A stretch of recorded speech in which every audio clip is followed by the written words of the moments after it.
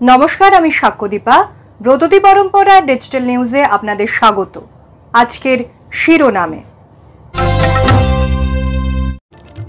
Trump Putin বৈঠক সত্ত্বেও এখনো অধরা সমাধান।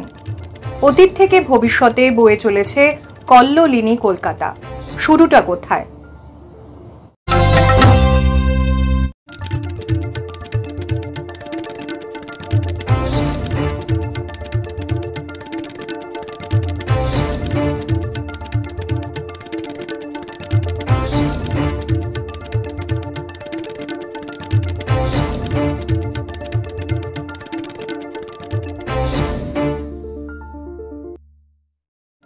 শুরু করছি আজকের সংবাদ সংকেত।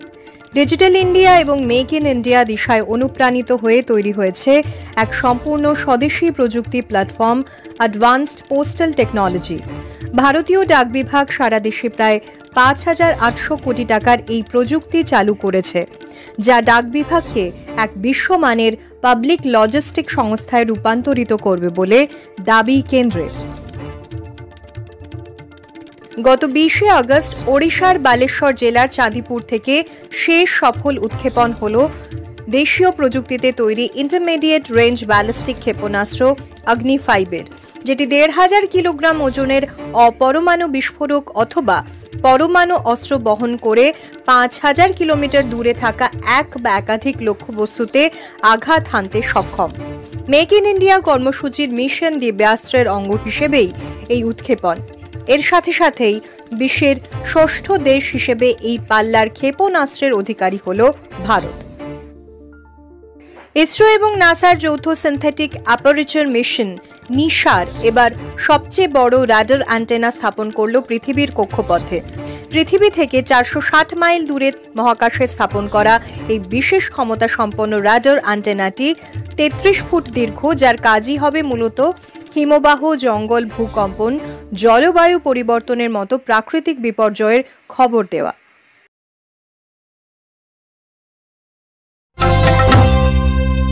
একদিকে স্বঘোষিত শ্রেষ্ঠত্বের প্রমাণ রাখতে মরিয়া ডোনাল্ড ট্রাম্প, অন্যদিকে প্রতিস্পর্ধী ভ্লাদিমির পুতিন।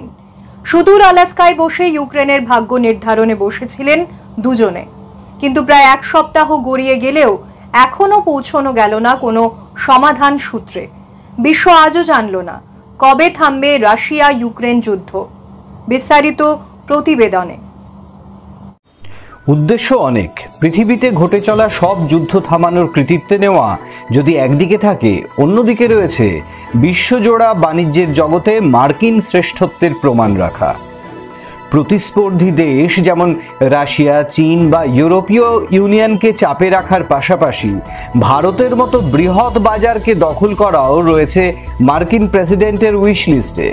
তাই প্রেসিডেন্ট হওয়ার পর থেকেই একের পর এক হঠকারী সিদ্ধান্ত নিয়ে যাচ্ছেন ডোনাল্ড ট্রাম্প।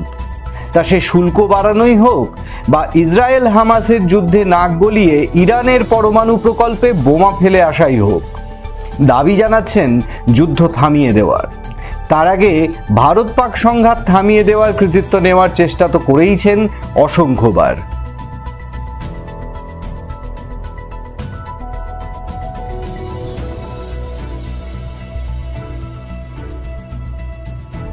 আর এবারে শুরু হয়েছে রাশিয়া ইউক্রেন যুদ্ধ থামানোর কৃতিত্ব নেওয়ার চেষ্টা। গত 15ই আগস্ট আলাস্কায় বসেছিলেন ট্রাম্প ও পুতিন। লাল কার্পেট বিছিয়ে পুতিনকে অভ্যর্থনা জানানো হয় সেখানে। 2.5 ঘন্টা ধরে চলে এই বৈঠক। রাশিয়া ইউক্রেনের মাঝে শান্তি চুক্তি নিয়েও কথা হয়, তবে কোনো নির্দিষ্ট সমাধান সূত্র পাওয়া গেছে বলে দাবি করেনি কোনো পক্ষই। পুতিন জানিয়েছেন যুদ্ধ থামাতে হলে তাঁর দেওয়া পুরনো শর্তেই রাজি হতে হবে ইউক্রেনকে। রাশিয়ার দখল করা ডনেৎস্ক ও ক্রাইমিয়া আর ফেরত পাবে না ইউক্রেন।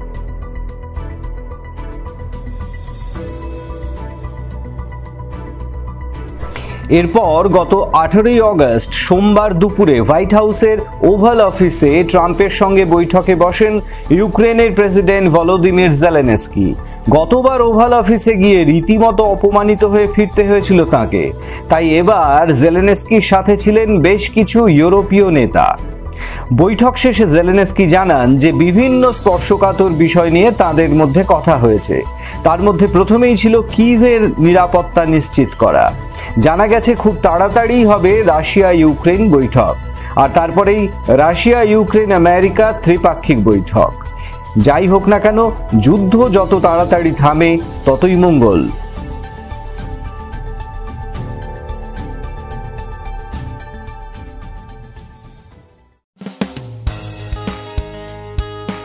ব্রততী পরম্পরা ও কাব্যায়নের বিভিন্ন শাখায় অফলাইন ও অনলাইন আবৃত্তি প্রশিক্ষণের জন্য ভর্তি চলছে। কবির রোড, সল্টলেক, বারাকপুর, সোনারপুর, চুঁচুড়া, বেহালা, শ্রীরামপুর, শ্যামবাজার ও শান্তিনিকেতন শাখায় ভর্তির জন্য যোগাযোগ করুন এই নাম্বারগুলিতে।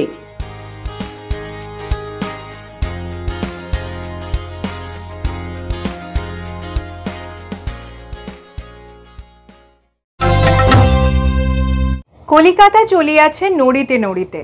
এখন আর শুধু নড়ে নড়ে চলা নয়, কলকাতা তার আকারে, বহরে আর আধুনিকতায় অদম্য গতিতে এগিয়ে চলেছে। তারই চলার শুরুটা কবে? অনেকে বলে 300 বছরের বেশি।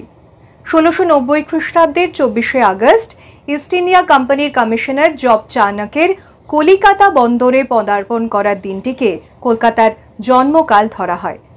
তবে ইতিহাসের পণ্ডিত থেকে অনেকেই এই দিনটির ব্যাপারে দ্বিমত পোষণ করেছে।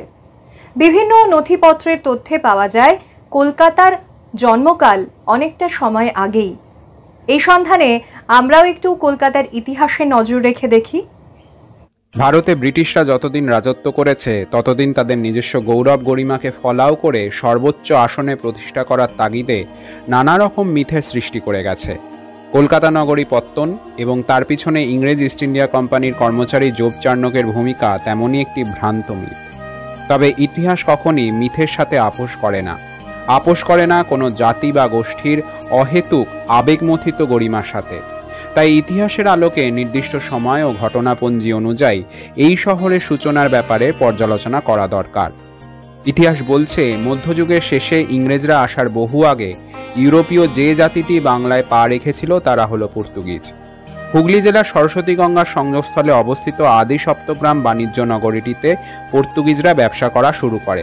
এই নগরী মধ্যযুগের সময় থেকেই বেশ সমৃদ্ধশালী হয়ে উঠেছিল। কালক্রমে সরস্বতী নদীর নাব্যতা হ্রাস পেলেও আদি সপ্তগ্রাম তার উৎকর্ষতা হারাতে থাকলে সেখানে বিদেশি পর্তুগিজদের বাণিজ্য বন্ধ হয়ে যায়। এই অবস্থা আন্দাজ করেই 1500 শতকের মাঝামাঝি সময়ে আদি সপ্তগ্রাম থেকে শেঠ বসাকের কিছু বাঙালি ধনী পরিবার গঙ্গার আরও দক্ষিণ ভাগে গিয়ে গঙ্গার পূর্ব তীরে গোবিন্দপুর অঞ্চলে বসতি স্থাপন করে, যা ছিল বর্তমান কলকাতার ফোর্ট উইলিয়াম ময়দান অঞ্চল। আদি সপ্তগ্রাম ছেড়ে পর্তুগিজরা হাওড়া শিবপুর অঞ্চলের ভেতরে নিজেদের বাজার তৈরি করে। অন্যদিকে 1600 শতকের গোড়ায় ইংরেজরাও গার্ডেন রিচে একটি বন্দর গড়ে তোলে।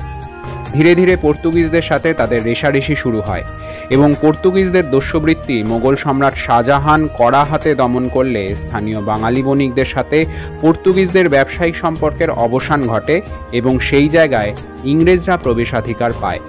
এই সুযোগে ইংরেজরা গোবিন্দপুর ও সুতানটি অঞ্চলে নিজেদের ব্যবসায়িক বৃদ্ধির লক্ষ্যে কয়েকটি বন্দর নির্মাণ করে। সেই সঙ্গে বাঙালি ব্যবসায়ীরা তৈরি করে হাটবাজার, আড়ত, রাস্তাঘাট ইত্যাদি। অন্যান্য বাঙালি পরিবারগুলি সুতানটি, গোবিন্দপুর ও ডিহি কলিকাতা এই 3টি গ্রামের বিভিন্ন অংশে বসতি স্থাপন করে। এইভাবে এই 3টি গ্রামকে কেন্দ্র করে ক্রমে বৃহত্তর কলিকাতা জনপদে পরিণত হয়। এরপর কলকাতা নগরী হিসাবে তকমা পাওয়াটা ছিল শুধু সময়ের অপেক্ষা। ইস্ট ইন্ডিয়া কোম্পানি 1608 খ্রিস্টাব্দে ভারতে বাণিজ্য করা শুরু করে।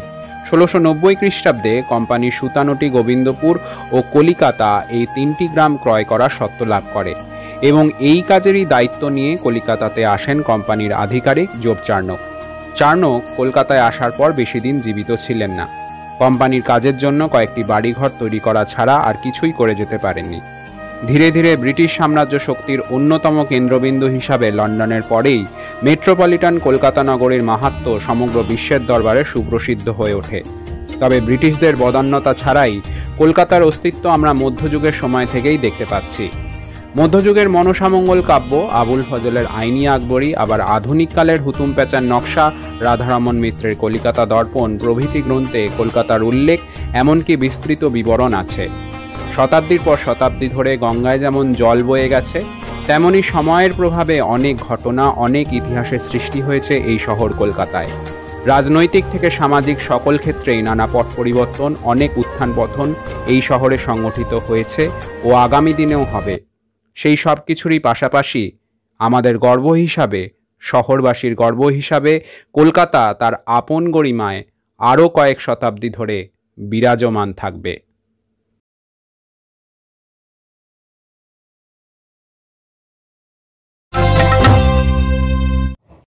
আজকের খবর এ পর্যন্তই।